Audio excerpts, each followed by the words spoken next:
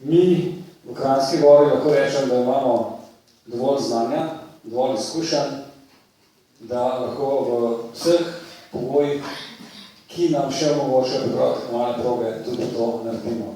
Vreme je pa eden izmed faktorjev, na katerega pa nažalost, rekel še, ampak nimamo vpliva. Vidite to kot voda. Tako da zdaj pripravljena tekmovalna proga v tem zadnjem tednu bodo zelo intenzivne. Ta sneg danes, ki pada, sigurno, da ni dobrodošel in bo treba, zdaj sem dobil SMS od Aleša, da je po 4 popoldne akcija, gre ljudje spet na teren. Imamo dovolj številčno in močno in pripadno ekipo, ki bo to naredila, tako da v bistvu mene ne skrbi, da proga ne bi bila pripravljena do konca tedna. Je pa v taki zimi kot letos, seveda to izredno težko, ni enostavno. Toliko pripraviti tekmovalne proge. Gremo naprej. Naslednja stvar je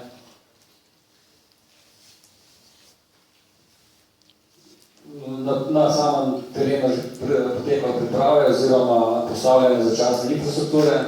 Vse bo dokončano v sredo nekje v poldne, kar je pomembno zato, da bomo lahko pripravili se za tekmovalni program 3 dni.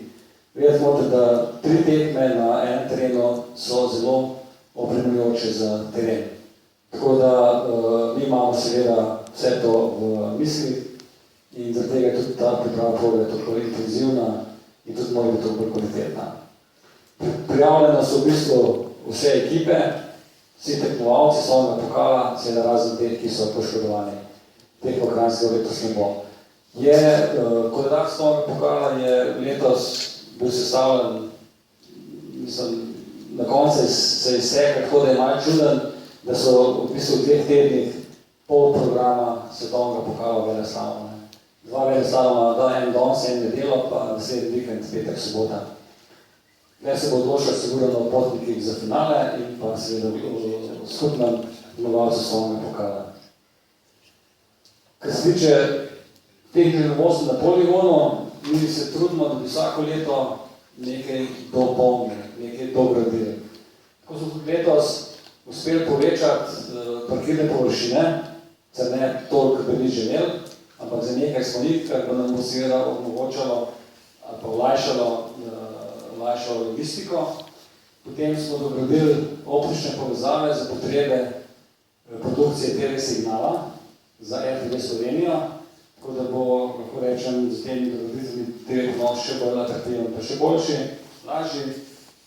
Nabavili smo letos spet pomočjo občine Kranjska Gora in pa nepovratnih sredstev fundacije in občine 2 snežna topova, spet v želji, da lahko v čim krajšem času zasnežimo tekmovalno progo, čim bolj kvalitetno.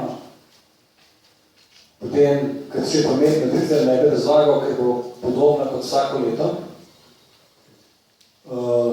Enosmerni promet skozi ciljno areno, zato apeliramo pač na gledalce, da parkirajo na javnih površinah, na katere bodo usmerjali roditelji in pa varnostniki in pa da se potem odpravijo pač peš do ciljne arene v poligonu. Parkirna mesta v sami neposredni bližini poligona so zelo omejena. Možno parkirati samo s parkirnim dovolilnicam in brez tega seveda še ne more priti noter. Nam je žal, mi se že kar nekaj časa trudimo, da bi smo že občine Kranjska Gora naredili nov dovoz v ciljno areno, ki bi precej olajšal logistiko samega tekmovanja, ki je precej zahtevna. Če se vrnemo potem na prodajo vstopnic, lahko rečem, cene držimo že skoraj 5-6 let enake, se niso podražile. Prodajo vršimo preko prodajnih mest bencinskih servisov Petrola, našega partnerja, in pa preko prodajnih mest Eventima. Tudi na mestu mesta se bo dala kupiti vstopnica pred vstopom v ciljno areno. Seveda imamo tudi letos akcijo, ki bo navijačem, ki je z malo večjo slovensko zastavo v ciljno areno, omogočila brezplačen ogled tekme vsak dan. Moramo omeniti, da za petkov veleslalom ni vstopnine. Ni vstopnine, tako da povabili smo šole, povabili smo dijake, da pridejo, da si ogledajo to tekmo brezplačno na tribuni. Seveda pa tudi v petek zaradi finančne konstrukcije ne bo hospitality programa za VIP goste v sami ciljni areni. Tekmovalci so nameščeni večinoma v objektih Hitrotrenerja Kranjska Gora, v hotelih, Vizon Triglav in pa v hotelu Lek. Za novinarje imamo neke posebne dogovore, posebne cene, informacija je objavljena na spletni strani, tako da lahko najdete ugodnejše cene, kot če kupujete, zdaj to direktno iz ceste. Medijska pokritost pokala Vitranc je izredna. Že vsa leta mislim, da je to ena najbolj pokritih prireditev, medijsko prireditev v Sloveniji, športnih prireditev. Dobili smo tudi že prve najave, tako da prenos v živo bo šel v 18 držav, plus Eurošport in pa kar zanimivo, tudi Japonsko in Ameriko in Kanado. Tako da pokritost te prireditve je enormna in če povem, da imamo mi po analizah zadnjih let skupno število gledalcev, ki pokal Vitranc vidijo nekje med 180 in 200 milijoni. Še tehnična informacija za vas, seveda, ker je en dan prej vse, se začne tudi medijsko zapišče en dan prej, kot četrtka, oziroma petek, sobota, nedelo, v polni četrtek so prijave, novinarsko zapišče dela že od četrtka do nedelje, medtem ko bo pa ta pomožno središče medijsko bo podhorjeno delovalo samo petek, sobota, nedeljo.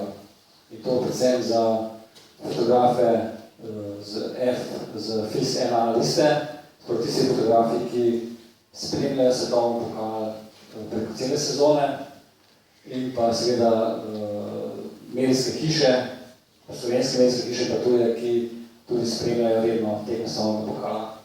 Tem želimo pač omogočiti boljše delovne pogoje in pa hitrejši dostop do komunikacije.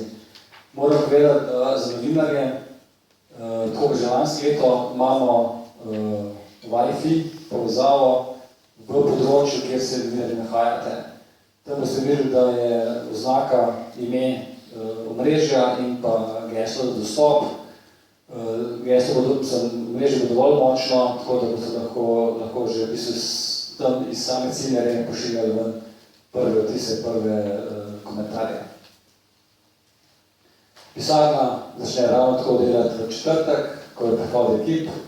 Novinarji seveda morate prvo se registrirati, pridobiti akreditacijo pred dostopom v novinarsko središče, brez ogib zapletom. To z moje strani, mislim, da če je kakšno vprašanje še tehnično ali pa druge narave, bomo potem odgovarjali in vam pojasnjevali, kar boste pač želeli. Hvala. Hvala, Srečko.